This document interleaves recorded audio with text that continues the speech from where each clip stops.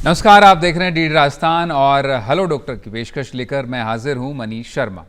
कहते हैं कि पहला सुख निरोगी काया होता है और दूजा सुख उसके बाद में तमाम बातें सांसारिक या भौतिक हम जो करते हैं वो आती हैं। लेकिन इस निरोगी काया के पीछे सिर्फ हम शरीर को ही नहीं पहचान सकते, बल्कि जो मानसिक तौर पर भी जो सुख होता है या फिर जो एक तरह से मेंटल वेलबींग होती है, मानसिक एक तरह से कहें कि संतुष्टि होती है, स्वास्थ्य होता है, उस पर भी नज़र रखना बहुत ज़रूरी होता है। और पिछले कुछ वर्षों की बात करें तो मानसिक स्वास्थ्य खासतौर पर पोस्ट कोविड सिनेरियो में, कोरोना महामारी के बाद में एक बड़ी चुनौती बनकर देश और दुनिया के सामने हमारे समाज में आया है। और बचपन से लेकर बुजुर्ग अवस्था तक अब मानसिक समस्याएं और मानसिक अस्वास्थ्य बड़ी समस्या बनकर उभर रहा है। इसको विस्तृत बातचीत करने के लिए आज हमारे साथ इस प्रोग्राम में खास डॉक्टर शिव गौतम हमारे साथ होंगे, जो जाने पहचाने मनोचिकित्सक है, वरिष्ठ मनोचिकित्सक है। उनसे हम बात करेंगे। डॉक्टर साहब, आपका बहुत बहुत स्वागत है हेलो डॉक्टर में। इस प्रोग्राम में जिस तरह से हमने कहा कि कहा जाता है कि पहला सुख निरोगी काया है, लेकिन अक्सर हम मानसिक सुख को भूल जाते हैं। जो मानसिक स्वास्थ्य होता है उसको कहीं ना कहीं नज़रअंदाज कर दिया जाता है और उसका परिणाम ये हुआ है कि सोसाइटी में, समाजों में, देश दुनिया में अवसाद, डिप्रेशन, एंग्जाइटी ये बड़ी समस्या बनकर उभरी है। आपसे पहला सवाल मेरा यही होगा, जो दर्शक लाखों की तादाद में शो को देखते हैं, किस तरह से शुरुआत होती है इन समस्याओं की और कैसे पहचान लिया जाए शुरुआत में कि भाई अब मानसिक कुछ गड़बड़ी शुरू हो गई है? देखिए, जहाँ तक स्वास्थ्य का सवाल है, विश्व स्वास्थ्य संगठन ने ये कहा कि बीमारी का नहीं होना ही स्वास्थ्य नहीं है, बल्कि it is a state of well being, यानी आप अच्छा महसूस करें फिजिकली, शारीरिक तौर पर, मानसिक तौर पर मेंटली, और सामाजिक तौर पर सोशली। और उसमें चौथा आयाम जो जोड़ा गया है वो है स्पिरिचुअली, जी। यानी आप हर दृष्टिकोण से अच्छा महसूस करें और जीवन को बहुत अच्छी तरह से जिएं, वो एक स्वास्थ्य की स्थिति होती है, न सिर्फ बीमारियों का न होना। अब प्रश्न ये उठता है कि मानसिक स्वास्थ्य क्या है। देखिए, शारीरिक रूप से व्यक्ति स्वस्थ है, हट्टा कट्टा है, दिखने में अच्छा, सुंदर, सुडौल लगता है जी। लेकिन अगर वो मानसिक तरीके से सुखी नहीं है, अस्वस्थ है, दुखी है, चिंताग्रस्त है, तो वो अपने जीवन के सुख का उपभोग नहीं कर सकता। ये कहा जाता है कि mental health gives value to life. मानसिक स्वास्थ्य से ही जीवन का महत्व है। अब प्रश्न आता है कि चिंता सबको होती है, डिप्रेशन, अवसाद, उदासीनता की स्थिति सबको होती है। कब हम कहें कि व्यक्ति दुश्चिंता यानी कि एंजाइटी डिसऑर्डर से ग्रस्त है या अवसाद नाम की बीमारी जिसको डिप्रेशन कहते हैं उससे ग्रस्त है? तो देखिए, कोई व्यक्ति फेल हो गया, मान लीजिए स्टूडेंट, नंबर अच्छे नहीं आए या परीक्षा में पेपर अच्छा नहीं हुआ। कल ही नीट के एग्ज़ाम हुए, मैंने सुना है बहुत सारे बच्चे फिजिक्स का पेपर अच्छा नहीं आया उसकी वजह से, और कोचिंग सेंटर्स में जा के रो रहे थे जी। लेकिन वो एक अवसाद, उदासी की स्थिति जो है वो कुछ समय के लिए रहनी चाहिए। अगर मान लीजिए वो स्थिति, रोना धोना जो है वो महीने 2 महीने लगातार चलता है तो अवधि पार हो जाता है, तब वो जाके डिप्रेशन की बीमारी से हम उसको पीड़ित मानते हैं।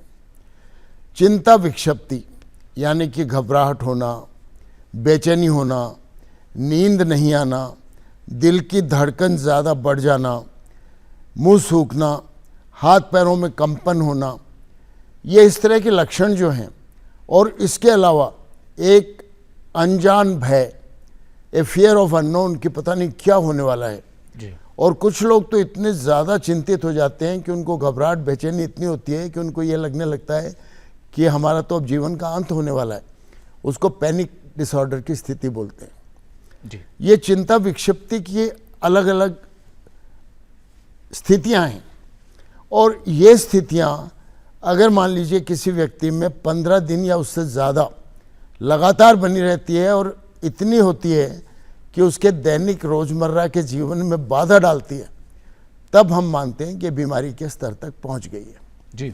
इसी तरह से डिप्रेशन जो है, सामान्य उदासी सबको होती है, उदासीनता होती है, लेकिन उस उदासीनता का इतना ज़्यादा हो जाना कि व्यक्ति को भूख न लगे, उसका मन हमेशा उदास रहे, रोने का मन करे, और उसके सारी बायोलॉजिकल एक्टिविटी, निद्रा, भूख, सेक्सुअल एक्टिविटी, डेली लाइफ की एक्टिविटी, डलनेस, सब इतनी ज़्यादा हो जाए कि उसको लगे कि मैं अपने जीवन को अच्छी तरह से सुख से जी नहीं सकता, और निराशा इतनी बढ़ जाए कि व्यक्ति ये सोचे कि मैं अब इस जीवन से तो जीवन का अंत हो जाना ज़्यादा ठीक है, और ये लोग कई बार आत्मघाती प्रयास भी कर लेते हैं।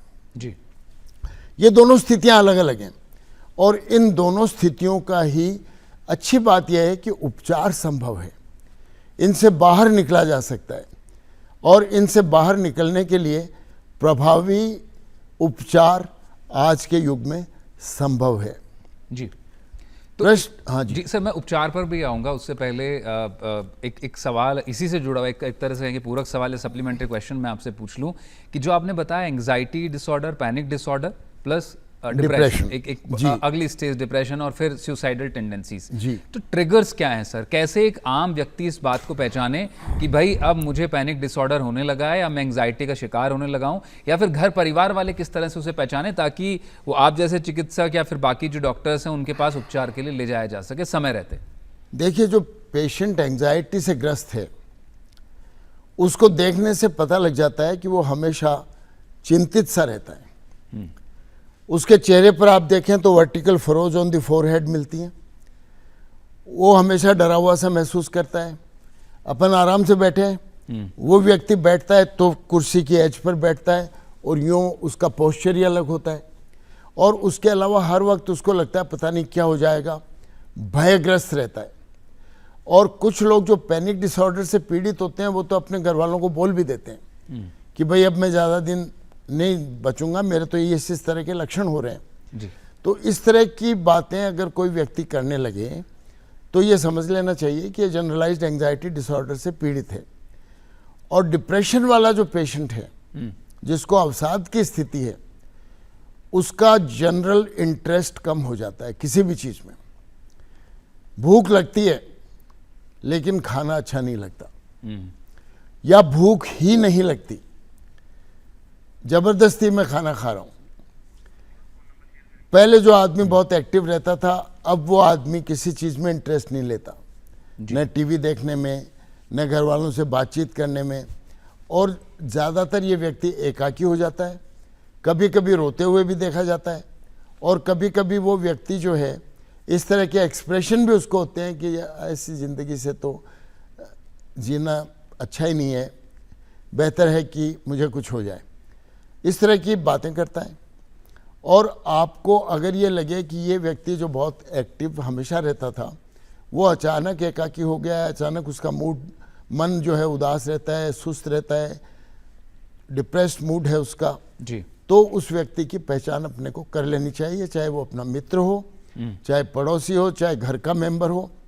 और ऐसे व्यक्तियों को जो कि एकाकी होते हैं उनको हमें बातचीत करके इसकी जानकारी प्राप्त करनी चाहिए। और खुद से भी सर इसमें कोई शर्म नहीं होनी चाहिए, उस पर भी मैं आऊंगा कि बताने में कोई हर्ज नहीं होना चाहिए कि मुझे ये समस्याएं हो रही हैं। बहुत सामान्य ढंग से आपने समझाया सर, बहुत प्रभावी ढंग से आपने दोनों ही सवालों के जवाब दिए। दर्शक इस वक्त पे बिल्कुल हमें कॉल करने के इच्छुक होंगे, मैं नंबर साझा कर देता हूँ 270-4097 270-4999, ये हमारा नंबर है। 0141 यानी 0141, ये आप कोड लगाना ना भूलें। सर अब इससे अगले पड़ाव पर मैं जाना चाहूँगा कि ट्रीटमेंट जब शुरू करने की बात आती है तो क्या इन शुरुआती लक्षणों को अगर घर पे रहते भी किया जा सकता है? क्या कुछ बिहेवियर थेरेपी से चीज़ें चेंज हो सकती हैं, या फिर हर केस में दवाइयों की तरफ ही जाना पड़ता है?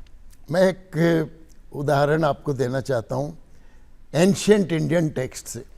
जी, आप सबने सुना होगा कि महाभारत का युद्ध हुआ था। अर्जुन उस युद्ध के नायक थे, और उन्होंने भगवान कृष्ण के सामने जाके कहा कि सीदंती मम गात्राणि मुखश्च परिशुष्यते वेपथुश्च शरीरे में रोमहर्षस्य जायते, कि मेरे हाथ पांव बिल्कुल ढीले होते जा रहे हैं, मेरा मुंह सूखता जा रहा है, सीदंतिमम गात्राणि मुखश्च परिशुष्यते, मेरा पूरा शरीर कंपायमान हो रहा है, वेपतुश्च शरीर में, और मेरे रोम जो हैं बाल वो मेरे शरीर पर सीधे खड़े होते जा रहे हैं, मेरे हथेलियों में पसीना आ रहा है, गांडीव शंसते, गांडीव मेरे हाथ से फिसलता जा रहा है, जी। हस्ताक्षय परिदयते, मेरे हाथ पाँवों में जैसे अग्नि लगी हुई है, निमित्तानि च पश्यामि विपरीतानि केशवे, ओ केशव मुझे लग रहा है कि हर चीज विपरीत होती जा रही है, I can not fight this battle, और वो गांडीव धनुष को फेंक देते हैं।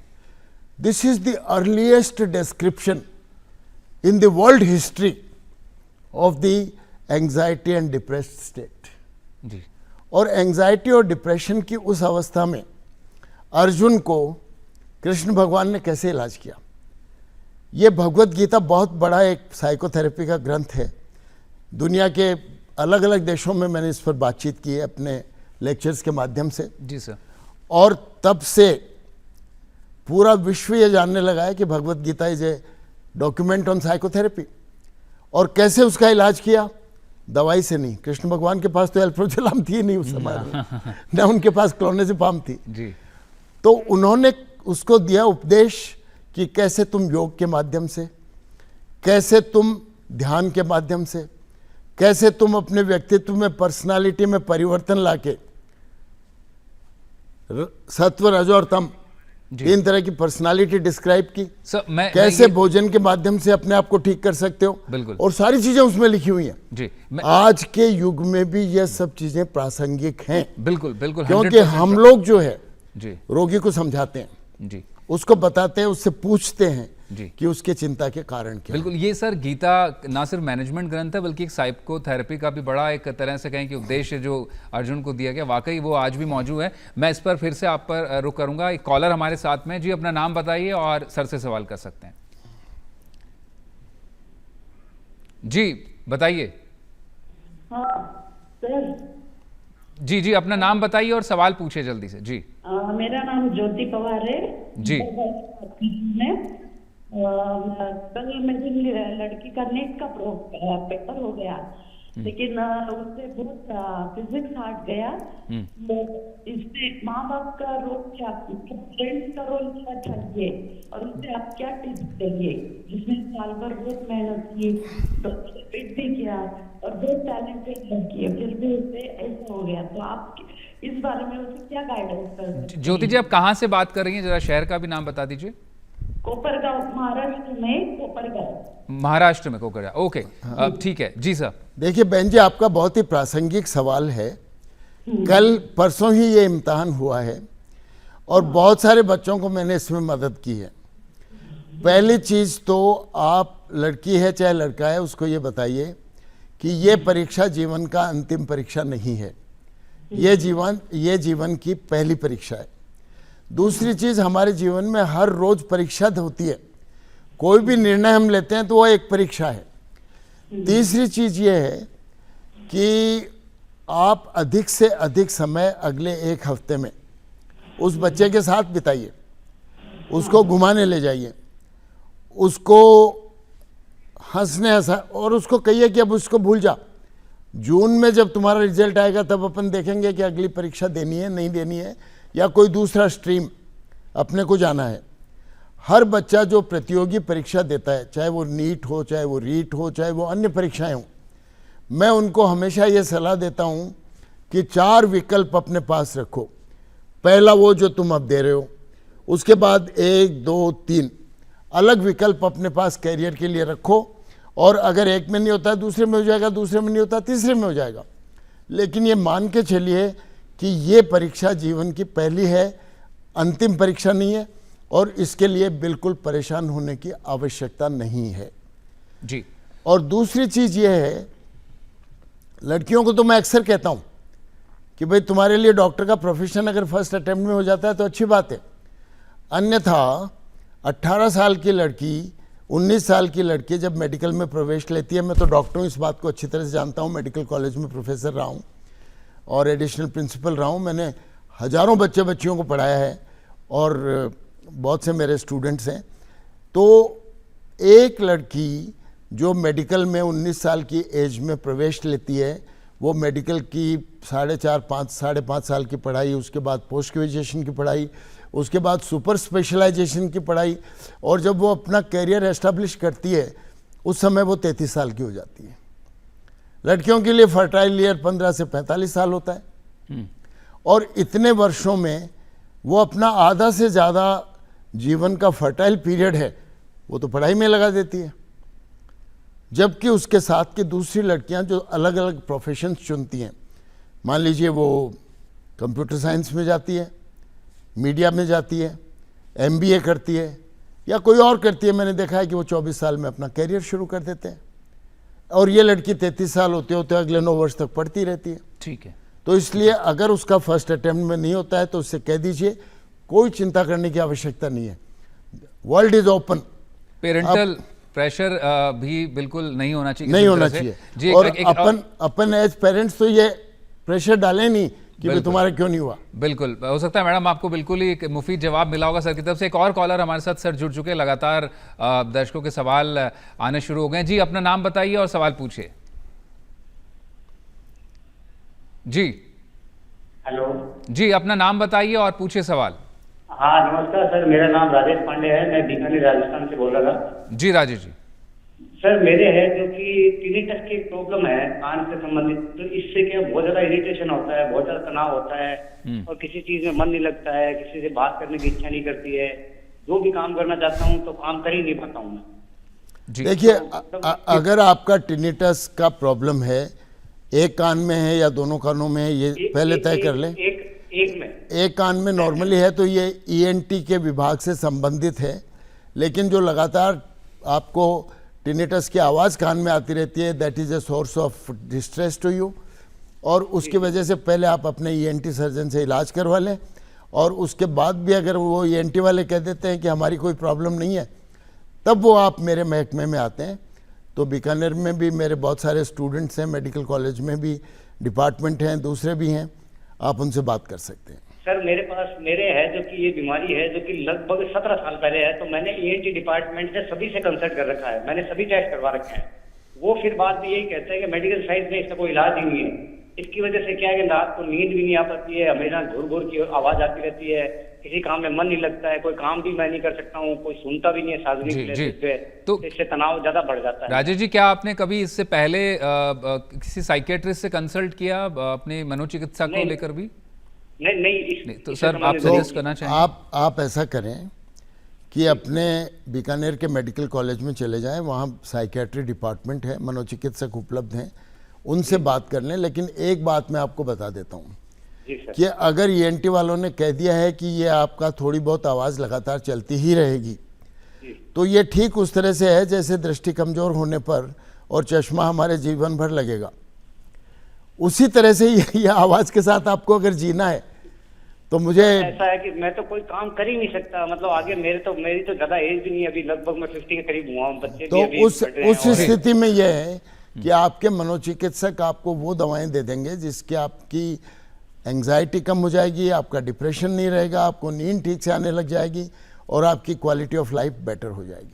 उम्मीद है आपको राजेश जी जवाब मिला होगा। निश्चित रूप से आप जिस तरह से सर ने सुझाया उस पद्धति और रास्ते को अपनाएं तो आप बेहतर जीवन जी सकेंगे। सर अब अगले पड़ाव पर आते, जिस तरह से आपने गीता से आगे की तरफ बात की थी कि ये सिर्फ हर तरह से भोजन भी अपने आप में एक मेडिसिन है, और मेडिसिनल तो है ही जिस तरह से एलोपैथ। देखिए हम जब इलाज की बात करते हैं तो जो इलाज का मॉड्यूल है आज के ज़माने में, that is bio psycho socio cultural module, यानी बायोलॉजिकली हम दवाएं दे के इलाज करते हैं, साइकोलॉजिकली हम मरीज की साइकोथेरेपी करते हैं, उसका मनोपचार करते हैं, उसके अचेतन मन में क्या ग्रंथियां हैं उन ग्रंथियों को बाहर निकाल के बातचीत के माध्यम से इलाज करते हैं। सोशियो, आज ही एक महिला मेरे पास से थोड़ी देर 1 घंटे पहले मैं उनका इलाज कर रहा था, दवाई से बहुत ठीक हो रही थी, लेकिन आज जब दिखाने के लिए आई तो फफक के रोने लग गई। मैंने कहा बहन जी बात क्या है?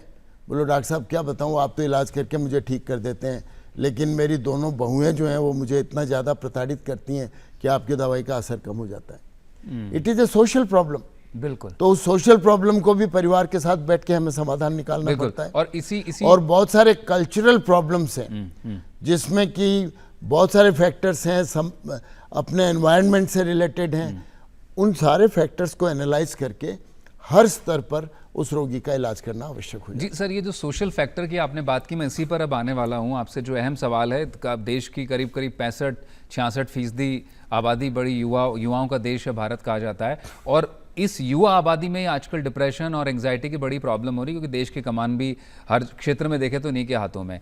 रिलेशनशिप इश्यूज़, जॉब का संकट, या फिर एक तरह से कहें कि और दूसरे तरह की सामाजिक, पारिवारिक, आर्थिक असुरक्षा, सामाजिक असुरक्षा की घबराहट एक तरह से रहती है। तो इन इश्यूज़ को कैसे डील किया जाए सर? एक बड़े लेवल पर रैम्पेंट है ये प्रॉब्लम, और जो ख़ास तौर पर जो लोग या तो रिलेशनशिप में आना नहीं चाहते हैं, आजकल एक लेट मैरिजेस अपने आप में एक बड़ा इशू हो गया, फिर आते हैं तो घबराते हैं उस चीज़ से, और इसी तरह से नौकरी पेशा की भी एक तरह से असुरक्षा की भावना रहती है। इनको कैसे युवा डील करें? देखिए, पहली चीज़ तो मैं ये मानता हूँ कि पुराने ज़माने में जब रिलेशनशिप्स एक प्रेवलेंट नहीं थी, इतनी ज़्यादा प्रचलित नहीं थी, तब इस तरह की रिलेशनशिप भी नहीं होती थी और ब्रेकअप भी नहीं होते थे। अब आजकल क्या है कि हर एडोलेसेंट बच्चे को इस बात की चिंता रहती है कि मेरे कोई मित्र नहीं है।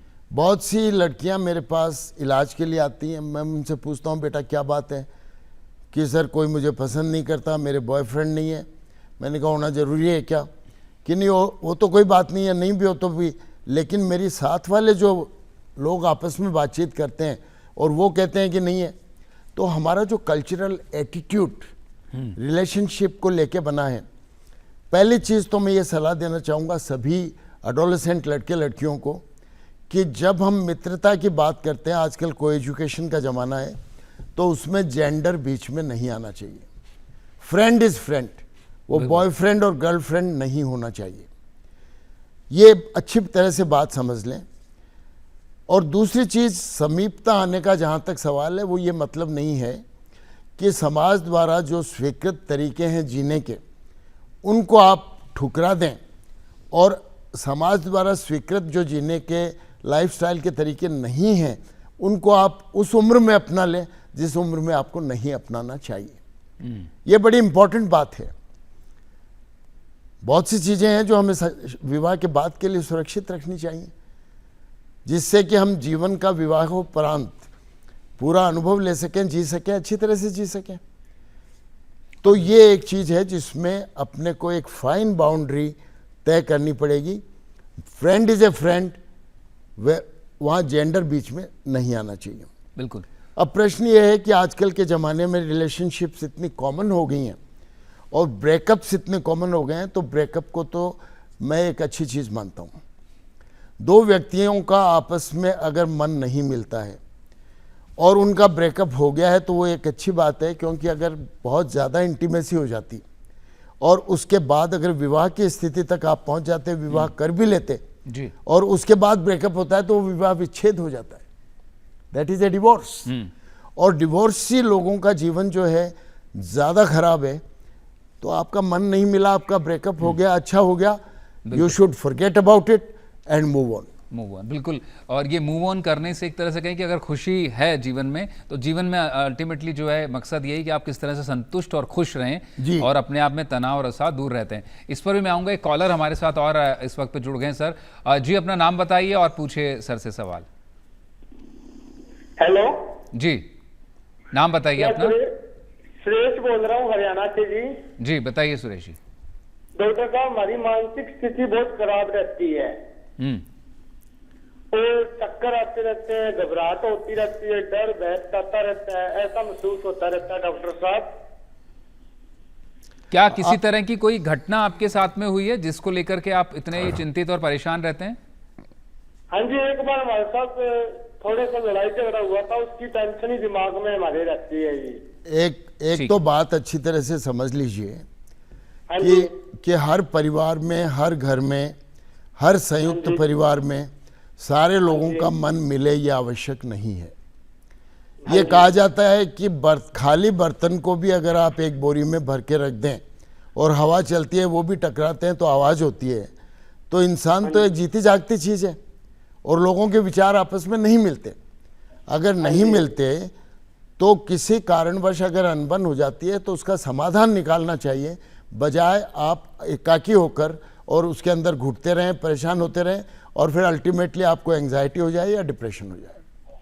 हाँ जी। तो इसलिए आप शेयर आप ऐसा करें, आप किसी ऐसे व्यक्ति के साथ जो आपका हित चिंतक है उसके साथ उस बात को साझा करें। हाँ जी, हाँ जी। ऐसे व्यक्ति के साथ साझा नहीं करें जो सुपात्र नहीं है। अगर कुपात्र के साथ आपने साझा कर दिया तो वो आपके जीवन की तकलीफ को ज़्यादा बढ़ा देगा। इसलिए वो व्यक्ति जो कि आपकी भावनाओं को समझकर आपको सहयोग कर सके उसके साथ साझा कीजिए।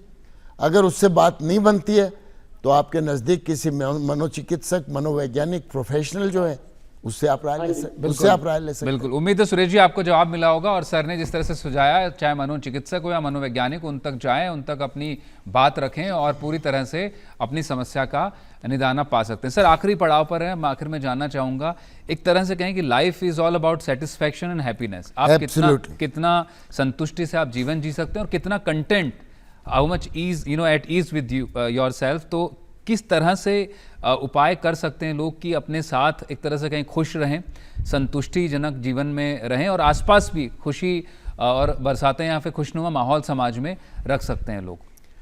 देखिए, आपकी बात से मैं सहमत हूँ। हैप्पीनेस इज की टू मेंटल हेल्थ। जी, मानसिक स्वास्थ्य की कुंजी जो है वो खुशी है। अब खुशी आप कैसे प्राप्त करें, उसमें मैं दो बातें आपको कहना चाहूँगा। पहली बात, खुशी बाहर नहीं ढूंढें, खुशी आपके अंदर है। बिल्कुल, आपका अपना सोच का तरीका, सकारात्मक सोच आपको खुशी लाके देता है। दूसरी बात जल्दी से, और दूसरी बात जल्दी से मैं ये कहूँगा कि 4 चीज़ें हैं जिनको लोग कहते हैं जिनसे खुशी मिलती है। पहली चीज़ कहते हैं रिचेज, यानी समृद्ध हो जाना। लेकिन बहुत से समृद्ध लोग मेरे पास इलाज के लिए आते हैं and richness does not give you happiness. बिल्कुल। दूसरा है recreation by alcohol and drugs. दूसरा आर है शराब एवं मादक पदार्थों के माध्यम से जो आप मनोरंजन करते हैं वो आपको खुशी जीवन में कभी नहीं देता।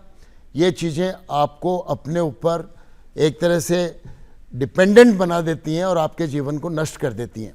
इसलिए इन चीज़ों से आपको दूर रहना चाहिए। तीसरी चीज़ है रिकॉग्निशन। लोग ये सोचते हैं कि हमें रिकॉग्निशन मिलता है तो उनकी अपेक्षा रहती है कि समाज उनको रिकॉग्नाइज करें। Recognition gives you happiness for short period. थोड़े से पीरियड के लिए तो आपको खुशी लगती है कि एक तमगा पहन लिया, लेकिन लॉन्ग रन में देखें तो फेम इज़ फ्लीटिंग। आपको याद नहीं रहता कि 20 वर्ष पहले देश का बहुत ही महत्वपूर्ण व्यक्ति कौन था।